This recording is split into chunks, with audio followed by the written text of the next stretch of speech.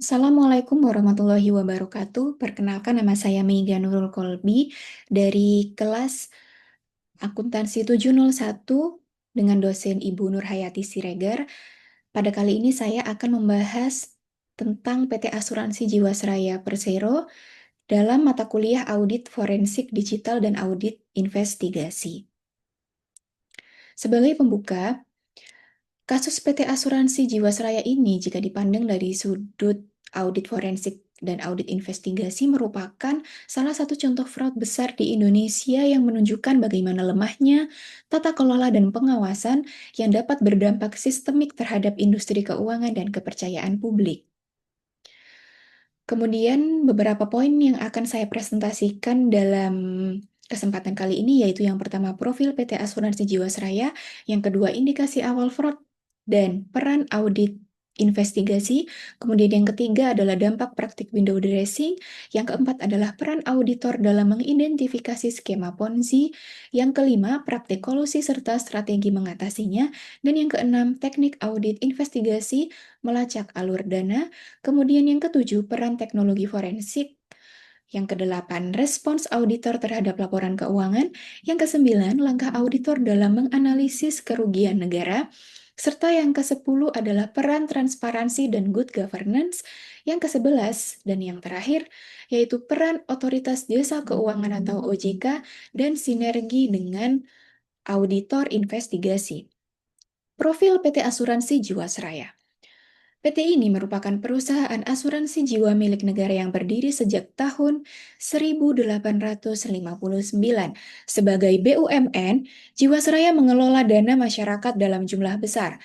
Dalam audit forensik, entitas seperti ini memiliki risiko fraud tinggi, terutama jika menghadapi tekanan keuangan jangka panjang. Sejak tahun 2006, Jiwasraya mengalami financial distress yang kemudian menjadi pemicu utama terjadinya fraud.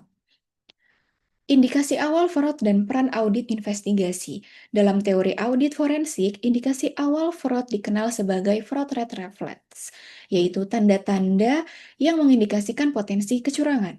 Pada kasus Jiwasraya, fraud red flags terlihat dari penawaran tingkat pengembalian investasi yang tidak wajar, kesesuaian antara laba akuntansi dan arus kas operasi, serta konsentrasi investasi pada instrumen berisiko tinggi. Menurut pendekatan risk-based audit, auditor menginvestasikan seharusnya itu memfokuskan pada prosedur audit pada area dengan risiko salah saji material atau risk of material misstatement yang tinggi. Auditor menerapkan analytical procedures, ratio analysis, dan substantive testing untuk mengidentifikasi potensial financial statement fraud. Selain itu, evaluasi atas sistem pengendalian internal mengacu pada COSO International Control Framework untuk menilai kelemahan yang membuka peluang terjadinya fraud. Dampak praktik window dressing. Dalam literatur audit forensik, window dressing diklasifikasikan sebagai bagian dari financial statement fraud, yaitu manipulasi laporan keuangan yang disengaja untuk menyesatkan pengguna laporan. Praktik ini melanggar prinsip faithful representation dan transparansi dalam pelaporan keuangan. Berdasarkan teori decision usefulness, laporan keuangan merupakan dasar utama pengambilan keputusan ekonomi oleh stakeholders. Ketika laporan keuangan dimanipulasi, maka keputusan yang diambil menjadi tidak rasional dan berisiko tinggi. Dalam kasus Jiwasraya, window dressing menyebabkan peningkatan information asymmetry dan memperbesar kerugian sistemik ketika fraud terungkap.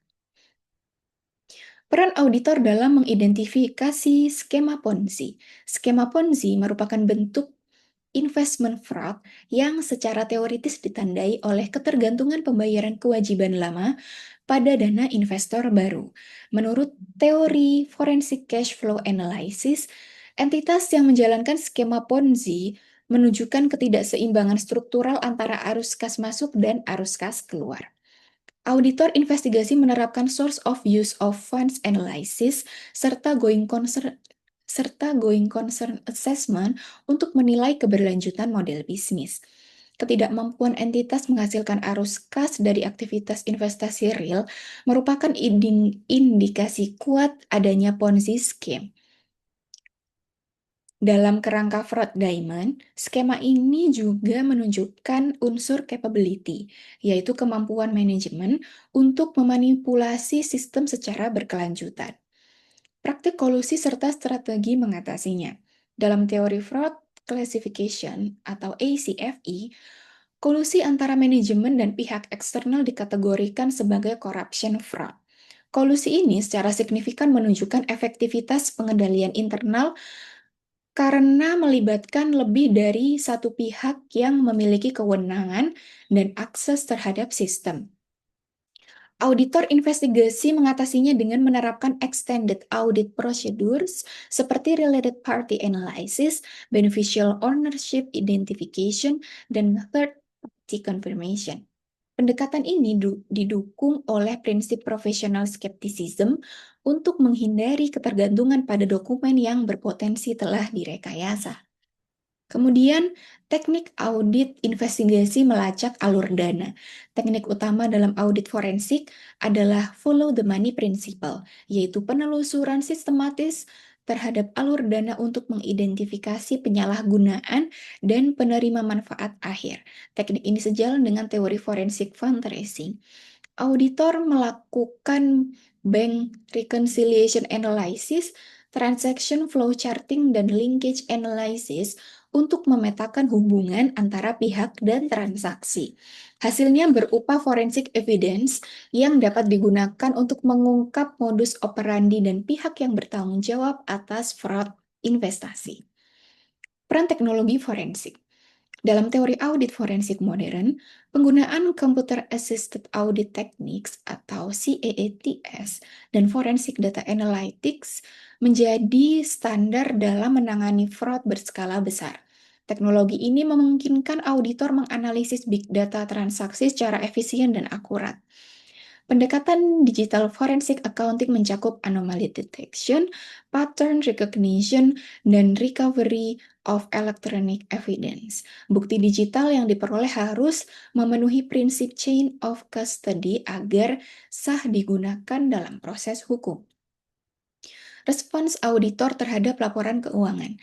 Dalam standar audit dan teori forensik accounting, ketidaksesuaian laporan keuangan dengan standar akuntansi merupakan indikasi potensial material misstatement. Auditor wajib meningkatkan professional judgment dan professional skepticism. Temuan audit harus didokumentasikan sebagai forensic working papers yang membentuk audit trail.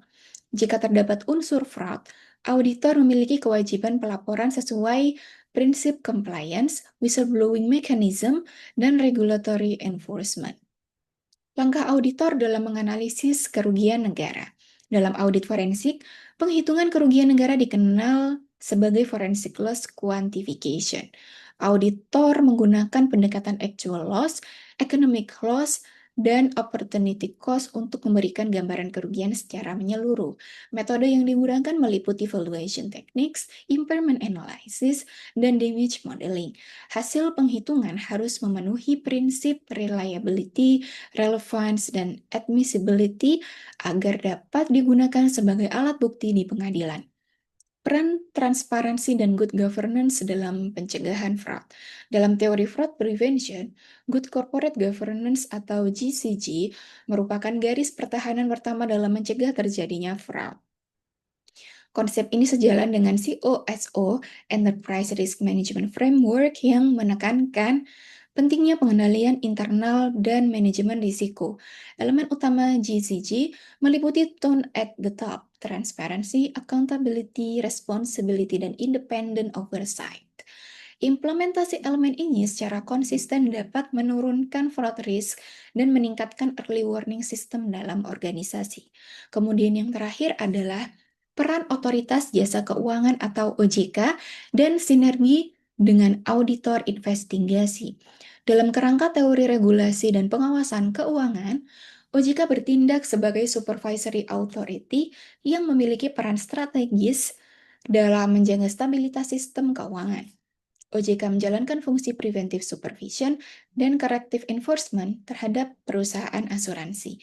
Auditor investigasi bersinergi dengan OJK melalui regulatory reporting, joint examination, dan data sharing. Kolaborasi ini memperkuat mekanisme pengawasan eksternal dan meningkatkan efektivitas pengungkapan fraud sistemik di sektor jasa keuangan. Kesimpulannya, kasus Jiwasraya menunjukkan bahwa audit forensik memiliki peran strategis dalam mengungkapkan fraud, melindungi nasabah, serta menjaga kepercayaan publik terhadap industri keuangan. Baik, sekian dan terima kasih.